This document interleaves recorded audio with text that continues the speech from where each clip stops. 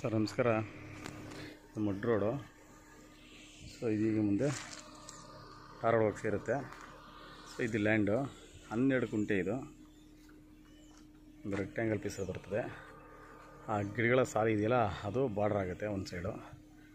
ಈ ಸೈಡು ಈ ತೇವರಿ ಈ ಬೇವಿನ ಮರ ಬಾರ್ಡ್ರ್ ಆಗುತ್ತೆ. ಹಿಂದೆಯಲ್ಲಿ ಬೆಲ್ಲಿ ತನಕ ಹೋಗುತ್ತೆ. 12 ಗುಂಟೆ ಇದು. ಸೊ ಇದರಲ್ಲೀಗ ಜೋಳ ಹಾಕಿದರೆ ಉಳುಮೆ ಮಾಡಿದ್ರೆ ಈ ರೀತಿ ಇರ್ತದೆ. ಕಾಣ್ತಿದೆಯಲ್ಲ ಈ ರೀತಿ. ಸೊ ನಿಮಗೆ ಮೌಂಟೇನ್ ವ್ಯೂ ಎಲ್ಲ ತುಂಬ ಚೆನ್ನಾಗಿ ಕಾಣುತ್ತೆ. ಇಲ್ಲೆಲ್ಲ ಸುತ್ತಲೂ ಎಲ್ಲ ಮಾವಿನ ತೋಟಗಳಿದೆ.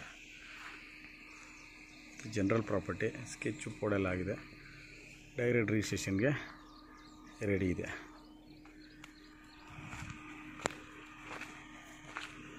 ಇದು ಚನ್ನಪಟ್ಟಣ ತಾಲೂಕು, ಚನ್ನಪಟ್ಟಣ ರಿಜಿಸ್ಟ್ರೇಷನ್ ಬರುತ್ತೆ. ಇಲ್ಲಿಂದ ಟಾರ್ ರೋಡ್ ಬಂದು ಜಸ್ಟ್ ಒಂದು 400 ಮೀಟ್ರ್ ಆಗುತ್ತೆ.